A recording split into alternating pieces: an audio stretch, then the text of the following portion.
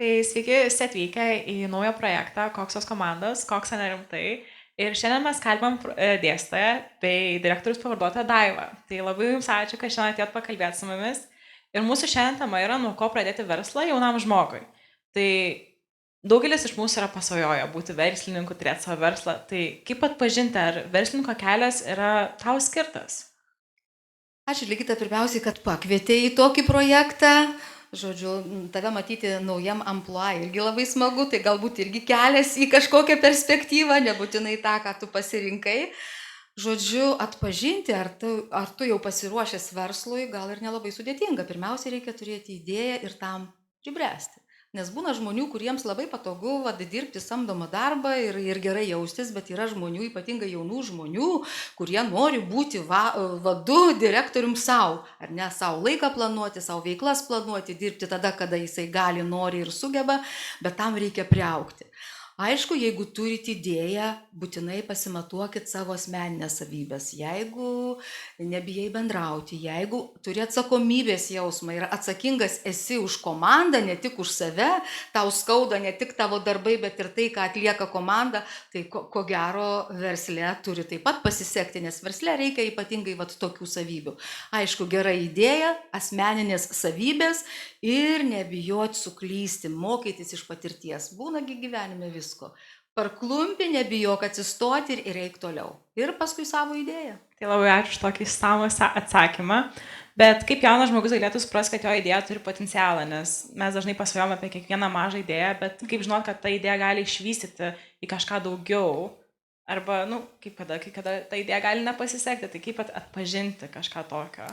Būna visko, būna, kad pasiseka labai maži dalykai, būna, kad nepasiseka labai maži dalykai, jau pasiseka dideli dalykai. Aišku, pirmiausiai reikėtų atsakyti klausimą, kam ta idėja yra skirta, kokiai rinkai, kokiam vartotojui. Jeigu rinka neperpildyta tų paslaugų ar prekių, ar ne, ypatingas segmentas galbūt, nedaug to jūsų gaminio, tai tikimybė, kad gali pasisekti. Jeigu jūs imate didesnių verslų, tuomet reikia daugiau tų namų darbų atlikti.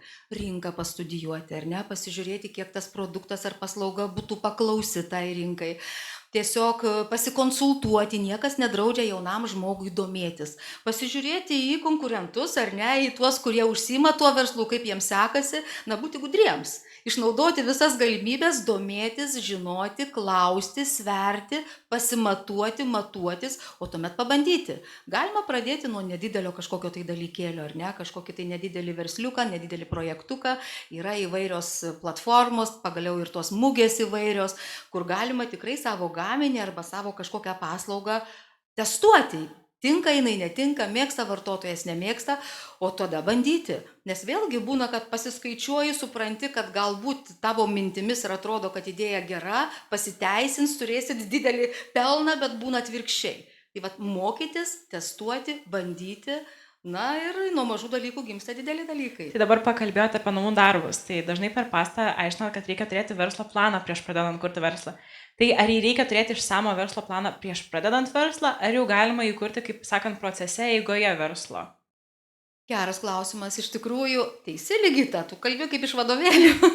Žodžiu, iš tikrųjų, jeigu verslas didžiulis, ar ne, reikalinga daug investicijų, tai tas investuotojas dažnai prašo dokumento, kuris turi griežtą struktūrą, turi matyti jūsų pajamas, išlaidas, galimus pelnus, galimybę grąžinti tos kreditus ir visa kita, tuomet dokumentas besąlygiškai reikalingas. Bet jeigu jūs imatės nedidelio versliuko, labai nedidelių projektukų, visiškai pakanka turėti veiklos kažkokį tai pladelį, žodžiu, tam, kad jūs galėtumėt pasimatuoti, pasižiūrėti, kokios galbūt rizikos gresia, kaip jūs susitvarkysit su tom rizikom ir visa kita. Pagaliau yra tas kanvas, drobė, ar ne, vieno puslapio verslo planiukas, kuriame galima struktūrinės dalis pasidėlioti ir pasimatuoti. O tuomet, prašau, galima, žinoma, kaip sakėjai, ir procese keisti, tobulinti, žodžiu, pačią struktūrą, strategiją, kažkokį tai netgi patį gaminį tobulinti, jeigu matyti, kad jisai nelabai tinkamas rinkai. Viską galima daryti. Tai jeigu didelis dar kartą, ar ne, tai tas verslo planas reikalingas investuotojui, jeigu mažiukas, galima apsieiti ir su planeliu, bet vis tiek reikia namų darbų.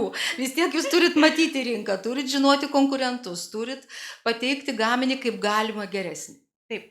Ir pabaigai tokį klausimą užduočiau, kokį vieną svarbiausią patyrimą duotumėt jaunam žmogui, norinčiam pradėti savo verslą, nes dažnai mes jauni, mes bijomės, nedrįstam, mums reikia gal tokio, kaip sakant, papušinimo, pastumimo. Tai ką patartumėt tokiam jaunam žmogui?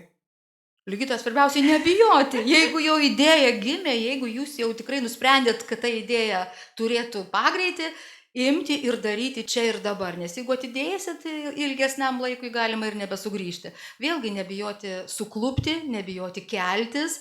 Aišku, iš patirties mes mokomės, augam mokydamiesi, klupdami ir besikeldami, taip kad jeigu ir susidursit su sunkumais, ieškokit galimybių, kaip atsikelti, nebijoti. Svarbiausiai nebijoti, tikėti savo tą idėją besąlygiškai. Nes jeigu tik kažkurioje vietoje suabejosit, tuo gali pasinaudoti konkurentai.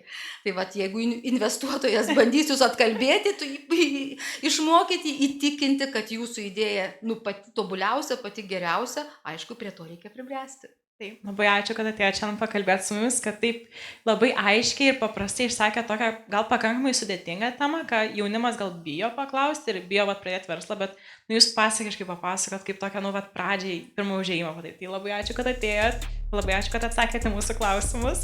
Ačiū Ligita, ačiū Arminai, ačiū, sėkmės jums studentiškam gyvenime.